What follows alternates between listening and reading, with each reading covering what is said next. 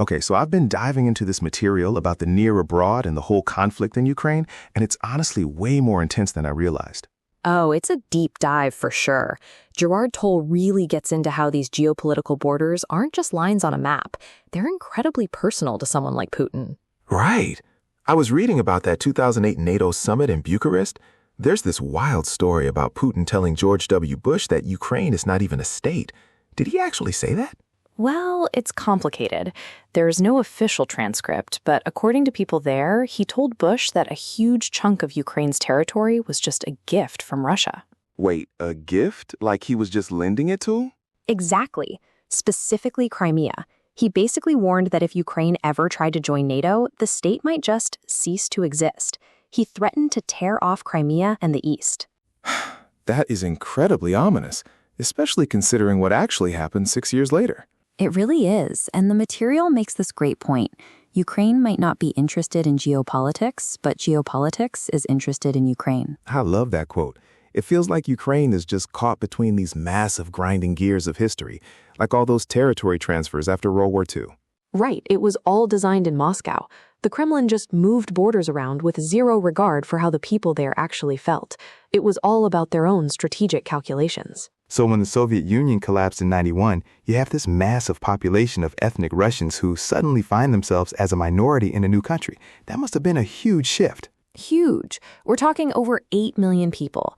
And Toal breaks it down into different ethnogeographies. Crimea was the only place where Russians were the absolute majority. But what about the Donbass? I always hear about that area being pro-Russian. It's a bit different there. In the Donbass, they had a very strong regional identity forged by Soviet industry. Coal, steel, that whole thing. It was like a third space between Ukraine and Russia. So it wasn't just a simple black and white, we want to be in Russia thing. Not at first, but you have these thinkers like Alexander Dugin arguing that Ukraine as a state makes no geopolitical sense. That kind of rhetoric really fueled the fire. Wait, Brzezinski said something similar from the Western side, didn't he? About Russia needing Ukraine to be an empire? Yes, he basically said that without Ukraine, Russia is just a normal country, but with it, they're automatically an empire. So for the West, securing Ukraine was the ultimate prize. And to Putin, that sounds like a death threat to Russian power. So when the Euromaidan protests started in 2013, he must have been panicking. Totally, especially since John McCain and Mikhail Saakashvili, two of his biggest rivals, were literally standing on the stage in Kiev with the protesters. Oh man, talk about a red flag for him. So when Yanukovych flees the country, what does Putin do? He stays up all night with his top security advisors. It was a total crisis response. He decides right then to authorize a stealthy invasion of Crimea. Is this where the little green men come in? Exactly. Unmarked soldiers seizing strategic points. Putin actually told world leaders like Angela Merkel that they were just local self-defense units who bought their uniforms at a store. Are you serious? He actually said you could just buy those uniforms at a shop?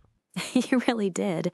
It was a blatant lie to create surprise and confusion while they dismantled Ukrainian control on the ground. That is so brazen. And then they staged this referendum, right? But the text says there wasn't even a no option on the ballot? Pretty much. You could vote to join Russia or vote for the 1992 Constitution, which was basically autonomy. Staying with the status quo wasn't even on the table. And then the big victory speech in the Kremlin. Toal describes it as Putin playing the role of a czar in front of these awed boyars in the Duma. It sounds like a total performance, like he was trying to reclaim some lost military glory. It was pure, effective geopolitics. He talked about Crimea being dear to our hearts and how the Russian nation was the biggest divided group in the world. But did the people in Crimea actually want this? The survey data in the text is really interesting on this. Right. In Crimea, by December 2014, over 83% of people surveyed actually said it was the right move. They felt rescued. Wait, really? But what about the other regions in the southeast, what the text calls the SE6? That's the big divide. In those 6 other regions, over 65% thought the annexation was totally wrong. They didn't see themselves as needing a rescue at all. So Putin's Russian world narrative wasn't landing everywhere. Not even close. And the cost was huge. Crimea is connected to Ukraine for water and electricity, so Russia had to scramble to build this massive bridge just to keep it running. So effective geopolitics, leading with your heart and your pride, is actually really expensive in the real world. Exactly. Billions of dollars for a bridge just because you couldn't let go of a gift from 1954. All right, so I was diving into this Novorossiya thing, and honestly, it feels like this weird historical ghost story that suddenly turned into a real-world nightmare in 2014. Like, where did this even come from? It really is like a ghost story. It's what scholars call a geopolitical imaginary. Basically, Putin needed a way to explain why he was suddenly carving pieces off of Ukraine, a country he just called one people with Russia. Wait, that's the part that trips me up. If he's saying they're brothers, the mother of all Russian cities and all that, how do you justify taking their land? Well, he used this hyperbolic fascist threat storyline. The idea was that anti-Semitic nationalists and Nazi collaborators had seized power in a coup in Kiev. So in his telling, Russia wasn't invading. It was acting as an anti-fascist protector for ethnic Russians in the southeast. So it's like, I'm saving you from the monsters, even if the monsters are, well, a narrative he built. But was there actually any support for this on the ground? It's complicated. I mean, there was real opposition to the Euromaidan protests in places like the Donbass. You had these local power structures, oligarchs, political parties like the Party of Regions, that were suddenly falling apart when President Yanukovych fled. So there was a vacuum, a governance crisis, right? Exactly. But here's the kicker. While there was local discontent, the escalation into an actual armed rebellion wasn't just a bottom-up thing. It was jump-started by provocateurs from Russia. No way. So it wasn't just locals picking up hunting rifles? Not quite. The material suggests it was a partnership between Russian security structures and these, let's call them, extended state networks. We're talking veteran organizations, nationalist movements, even biker gangs and organized crime. Biker gangs? Seriously? That sounds like a bad action movie. Right, it's this postmodern mess. They even created this Novorossiya flag based on an old Tsarist naval flag, a blue St. Andrew's cross on red, to give it this sacred feel. Okay, but what actually is Novorossiya, like geographically? That's the funny thing. There's no fixed definition. Historically, it was a province Catherine the Great grabbed from the Ottoman Empire in the 1700s. They called it the Wild Fields. The Wild Fields? That's intense. Yeah, it was an imperial project to domesticate the savage frontier. But by Soviet times, the name Novorossiya was basically dead. It only existed in old history books until some intellectuals in Odessa tried to revive it in the 90s. So it was just sitting there in the break glass in case of emergency drawer for the Kremlin? Pretty much. In 2014, it became a revisionist geopolitical imaginary. It was a way to stitch together different groups. You had the Red tradition, who wanted to rebuild the Soviet Union and its factories. And then the others? The Brown tradition, ultra-nationalists like Alexander Dugin, who wanted a large Russia. And the White tradition, which was all about religious orthodoxy and the Romanov Empire. Wait, so you've got communists, neo-fascists, and Tsarist monarchists all on the same side? How does that even work? It's a total collage. They called it a postmodern simulation of authentic territory. To the guys on the ground, like Igor Girkin or Pavel Gubarev, these contradictions didn't matter. They were founding fathers of a ghost state. Gherkin, I've heard that name. He was an FSB crime, right? Allegedly, yeah. He'd fought in Transnistria, Bosnia, Chechnya, a real violence entrepreneur. Violence entrepreneur is a terrifying phrase, but was the Kremlin actually pulling the strings or just watching it happen? It's more like they were regulating a market. You had these venture capitalists, oligarchs like Konstantin Malafiev, funding startups of agitators. The Kremlin would intervene to direct things when they saw a geopolitical opportunity. It sounds so corporate, like they're A/B testing a revolution. Actually, that's a great way to put it. There was this leaked memo from mid-February 2014 that basically argued Russia had to interfere because of Polish and British intelligence. It literally suggested a choreography of referendums and annexations to gain priceless demographic and industrial resources. That is wild. They were planning the pro-Russian drift before the government in Kyiv even fell. Exactly. And then there are the Glaziev tapes. These are audio recordings of Sergei Glaziev, a senior Russian official, literally trying to coordinate protests over the phone. What was he saying? He was basically acting like a theater director. He's telling people the people should gather in the square and ask Russia for help. At one point, he asks, why is Zaporizhia quiet? He was trying to force a script of self-defense onto cities that weren't necessarily buying it. So he's literally trying to manufacture the call for help that Putin needs for the anti-fascist narrative. Exactly. But it didn't work everywhere. It worked in Crimea because of the military bases and the geographic isolation. But in places like Odessa and Kharkiv, the Novorossiya project just failed. Why did it fail there, but stick in the Donbas? Well, the geography was tougher, and the local sentiment wasn't as pro-Putin as the Kremlin thought. The death of activists in Odessa in May 2014 was kind of the symbolic death of the whole Novorossiya dream. It shriveled down into just the war in the Donbas. So the large Russia dream ends up being two people's republics in a years-long conflict. Yeah, it's a grim ending for a project built on historical myths and postmodern theater. It shifted from remaking the world to just a bloody struggle over a few oblasts. Okay, so I was looking at these numbers from the 2014 protests in Ukraine, and honestly, the scale is it's way bigger than I realized. Right? If you look at the window between late 2013 and February 2014, we're talking over 3,700 pro-Maidan events. Wait, 3,700? And what was the count for the other side? Only about 400. It's a huge disparity, like 9 to 1. No way! I didn't realize it was that lopsided. So who was even organizing the anti-Maidan stuff? Mainly the Party of Regions and some involvement from the Ukrainian Communist Party. At first, it was all about trashing the EU agreement and pushing for the Eurasian Customs Union. Right, like a solidarity with the government type of vibe. Exactly. They were backing law enforcement and calling out what they labeled as violence from the Maidan side. But honestly, the rallies were much smaller. And didn't I read something about people being paid to show up at those? Yeah, the material mentions that anti-Maidan rallies were way more likely to have demonstrators who were actually paid by the organizers to be there. That feels so, artificial? Like they're trying to manufacture a counter movement. It definitely suggests a different level of organic support. But the geography is the really fascinating part. Let me guess. It was split right down the middle, east versus west. Almost perfectly. About 2/3 of the Maidan protests were in the west and central parts of the country. Less than a fifth happened in the south or east. Wow. So if you're in the Donbas, you're seeing a completely different world. Exactly. Over 40% of all anti-Maidan protests were concentrated in the Donbas. Is it just a few big cities, or was it everywhere there? It was really concentrated. Nearly half of all those anti-Maidan protests happened in just 5 cities: Donetsk, Kharkiv, Odessa, Luhansk, and Mykolaiv. So it's very localized power struggles. But then Yanukovych flees in February, right? Does that change the energy? Oh, massively. The intensity of the anti-Maidan side actually ramped up significantly after he left. Wait, why would it get more intense after their guy is gone? Well, think about the vacuum it created, and then you have this massive catalyst on February 27th. Oh, you're talking about the little green men appearing in Crimea. Exactly. These unidentified soldiers show up to rescue the situation, and suddenly the stakes they go through the roof.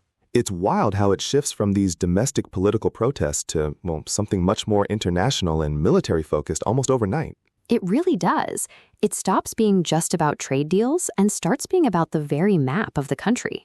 All right, so I was just reading this piece in Foreign Affairs about what happens if the U.S. actually pulls back from Ukraine. And man, it's a lot more complicated than just the war ends. Right? It's not just a binary win-loss thing.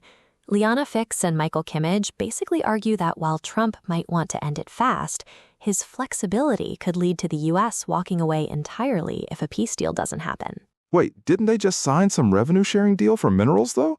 Like the U.S. gets a cut of Ukraine's resources? Yeah, but the authors point out that deal doesn't actually include any security guarantees. It's economic, not a shield. If the U.S. stops the intelligence and the targeting support, Ukraine is in a massive hole. So if that happens, does Ukraine just collapse immediately? That's what everyone's afraid of. Actually, the article says no. Ukraine has dozens of other allies now. It wouldn't be abandoned per se, but it would be struggling to just hold the line. Russia doesn't have an easy path to a total victory either. But they're already on the defensive, right? I remember 2022 being all about these big counteroffensives, but that's changed. Exactly. They've shifted from that wide-open war to this very static defensive war since late last year. Without U.S. tech, they can't really make offensive gains anymore. They're basically rationing ammo and hoping the drones hold up. That sounds exhausting. But the authors mentioned the real risk isn't even just Ukraine's front line. It's what it does to the rest of Europe. That's the core of their argument. The real danger is the loss of political will in Europe. If the U.S. bails, European leaders might think, okay, Washington is done with deterrence. Why should we risk Russia's wrath? So it's like a domino effect? If we leave, they start looking for the exit too? Some might. They call it a post-American Europe. Putin could start using what they call gray zone tactics, disinformation, or even threatening the Baltics or Romania, just to see if anyone actually stops him. But wait, isn't NATO supposed to handle that? Like, an attack on one is an attack on all. In theory, yeah.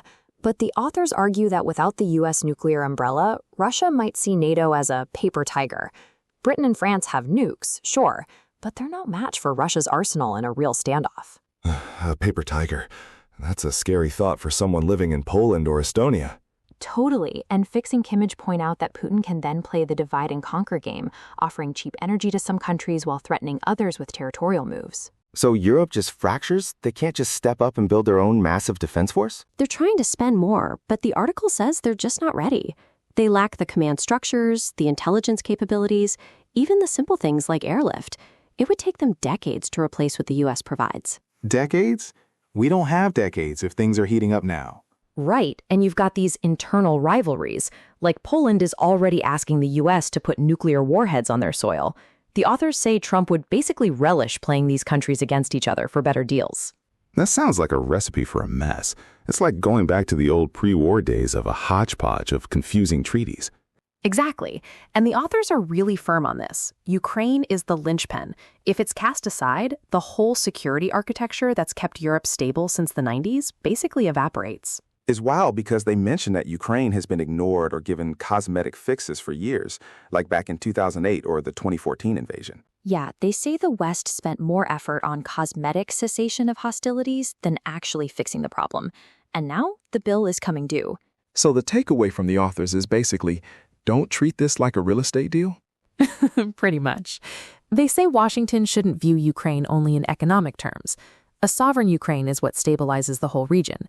If we walk away, Europe becomes the consuming crisis of the next 4 years anyway. Man, so bailing doesn't even save us from the headache. It just makes the headache more expensive later. That's their warning. Putin's ambitions will only grow if he thinks the U.S. isn't interested in checking Russian power in Europe anymore. It's a lot to process.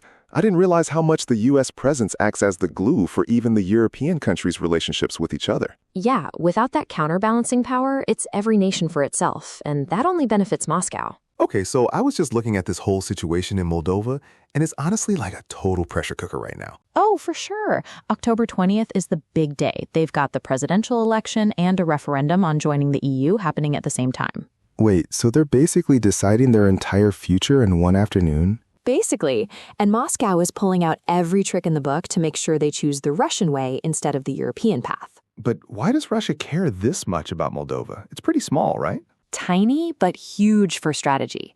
They share this massive 750-mile border with Ukraine.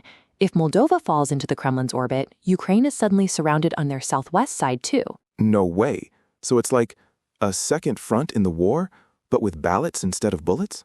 Exactly. Right now, the Moldovan government is helping Ukraine move supplies and people. If that stops, or if Russia gets a military foothold there, Ukraine's trade through the Black Sea is basically toast. Okay, so what is Putin actually doing to stop them from joining the EU? Like, is it just trolls on the internet? It's way more than that. They're playing a long game, using money and local proxies. There's this oligarch, Elon Shore. He's actually living in Moscow now, and he's the main guy funneling cash into the country. Wait, how much cash are we taking? You won't believe this. Last month, Moldovan police said Russian banks sent over $15 million to more than 130,000 citizens. That is massive for a country that size. And the current president, Sandu, she's the one pushing for the EU, right? Yeah, Maya Sandu. She's pro-Western, but she's having a hard time. The economy has been rough, and Russia is totally weaponizing that.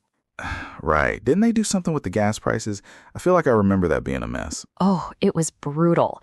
Back in 2021, Russia offered her cheap gas if she promised not to join NATO or look west.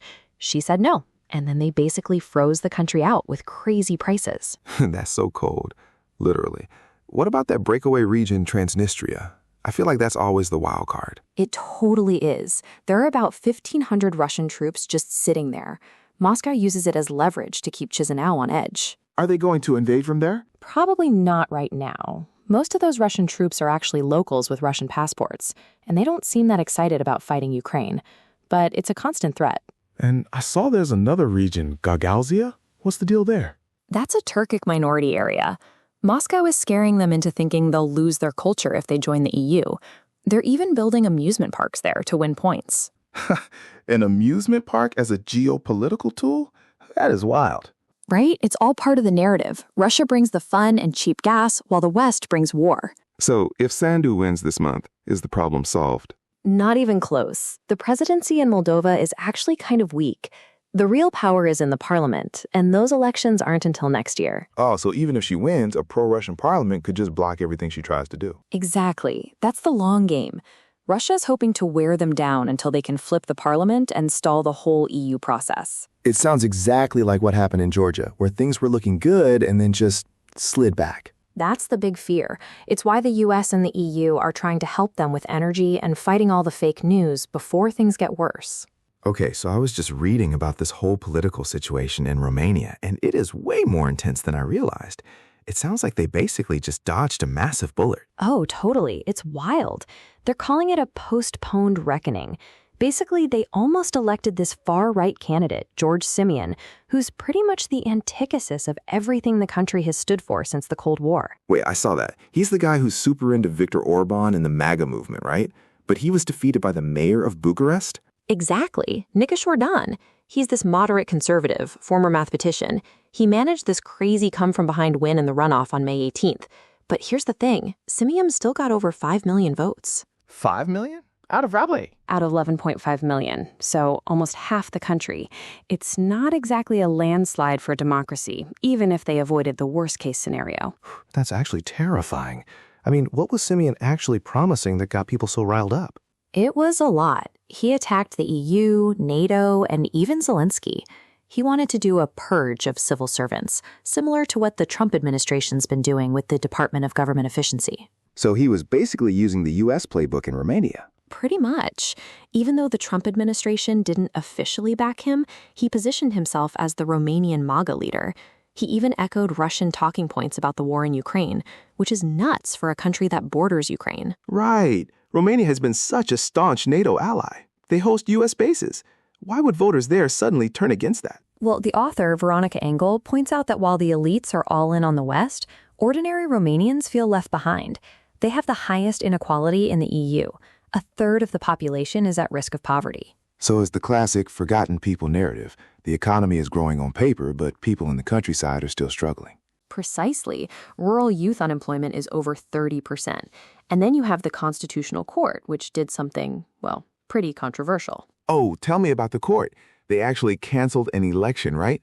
I've never heard of a Democratic court doing that. Yeah, it was unprecedented. Back in December 2024, they annulled the whole presidential election because this other far-right guy, Calin Georgescu, was winning. Wait, who was Georgescu?